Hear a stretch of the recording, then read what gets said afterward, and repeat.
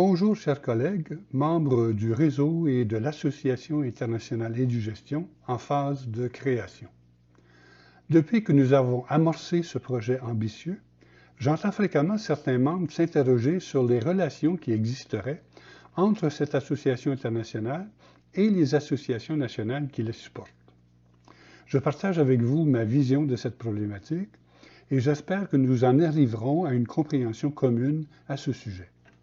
À la fin de 2015, le réseau Édugestion est né, constitué au départ presque exclusivement d'un site Internet. Des membres ont progressivement rejoint le réseau, mais les interactions étaient essentiellement verticales entre le webmestre et les membres individuels. Des cours ont été offerts, des activités proposées, mais le leadership essentiel était assumé par le webmestre du réseau. Malgré la mise à disposition d'outils d'échange entre les membres, comme l'espace national, le chat national et le forum national, il y avait très peu d'interactions entre les membres. Il y avait donc, dans le réseau, peu d'activités au niveau national et de relations entre les membres d'un pays.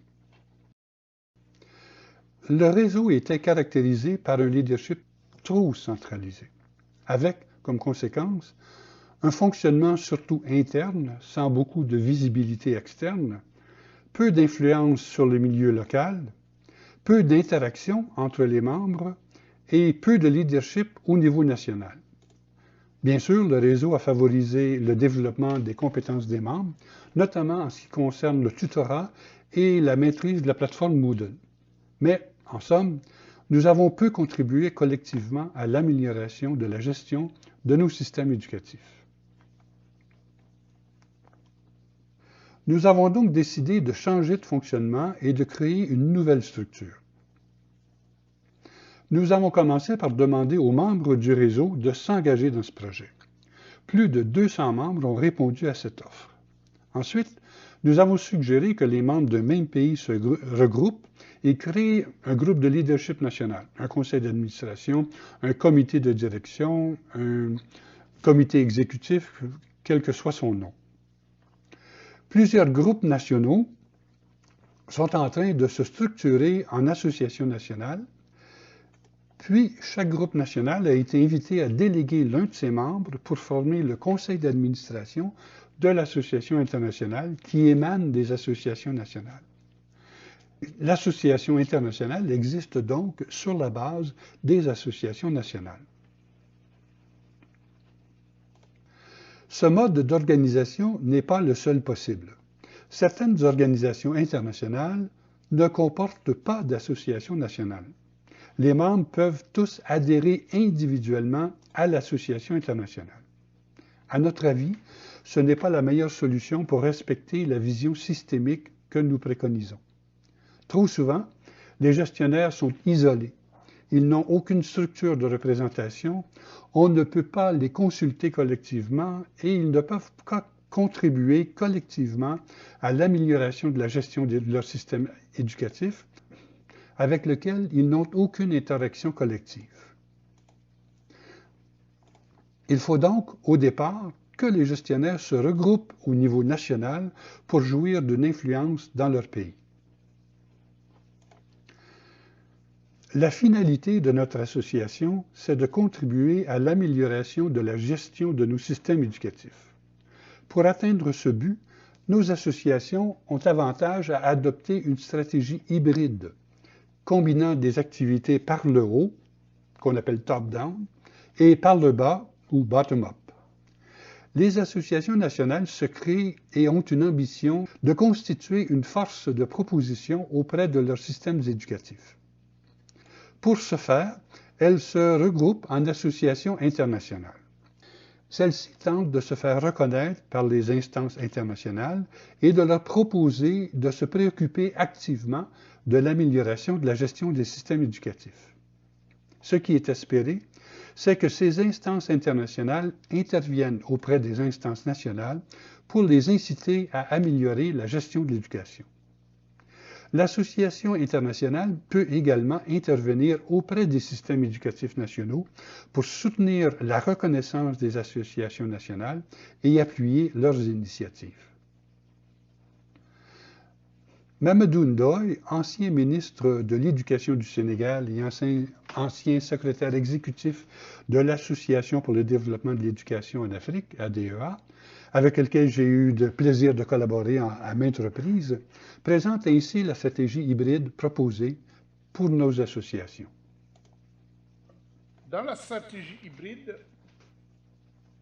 si vous voulez conduire le changement, et ça revient à notre collègue tout à l'heure, vous ne pouvez pas vous contenter de stratégies descendantes, top-down.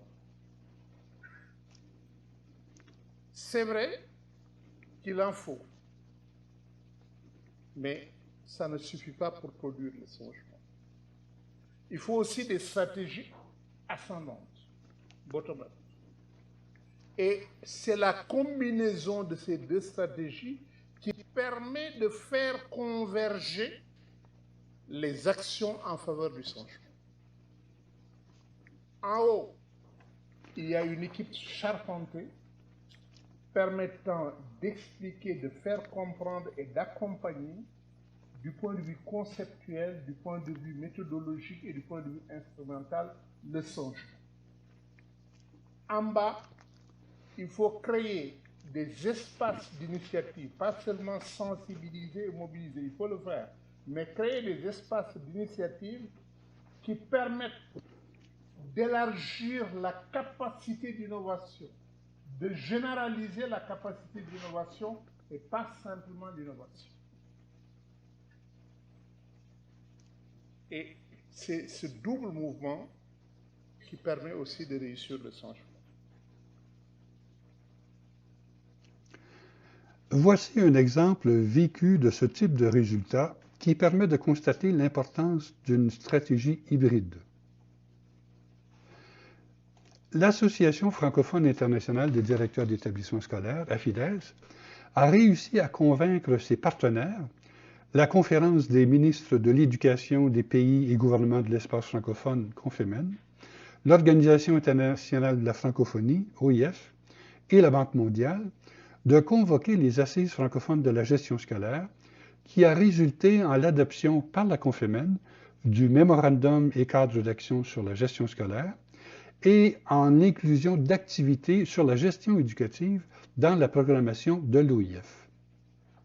En conséquence, la CONFEMEN et l'OIF ont accompagné les ministères de plusieurs pays dans l'adoption d'une stratégie nationale de formation des gestionnaires, l'élaboration de profils de compétences pour tous les niveaux hiérarchiques des systèmes éducatifs, les conseillers techniques, les directeurs centraux, les directeurs régionaux, les chefs d'établissement, les directeurs d'école, les directeurs des études, etc. La production de programmes et de matériel de formation pour toutes les compétences contenues dans le profil de ces gestionnaires. Malheureusement, tout ce travail n'a pas abouti à la mise en œuvre des stratégies de formation des gestionnaires ou à la mise en place de formations initiales ou continues. S'il avait existé alors des associations nationales, regroupement des membres ayant la volonté de collaborer à la mise en œuvre de ces orientations et l'expertise nécessaire en gestion et en ingénierie de formation, les ministères auraient avancé dans la professionnalisation des gestionnaires. Le projet de création d'une association internationale dépend actuellement beaucoup trop d'un leadership centralisé. Or, ce leadership ne durera pas éternellement. Pour que l'association se développe et survive, il faut mettre en place un leadership communautaire, d'abord au niveau national, puis au niveau international. Au niveau national, il faudra assumer un leadership sur plusieurs points. Au niveau de la reconnaissance, se faire connaître auprès des autorités et des partenaires. Au niveau de la représentation, devenir les représentants des gestionnaires de l'éducation du système éducatif intéressés à l'amélioration de la gestion. En somme, professer notre profession. Devenir une force de proposition, c'est-à-dire prendre position sur l'évolution souhaitée dans la gestion du système.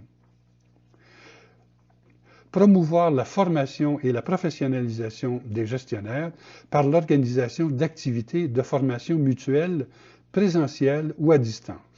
Au niveau du leadership international, les mêmes préoccupations.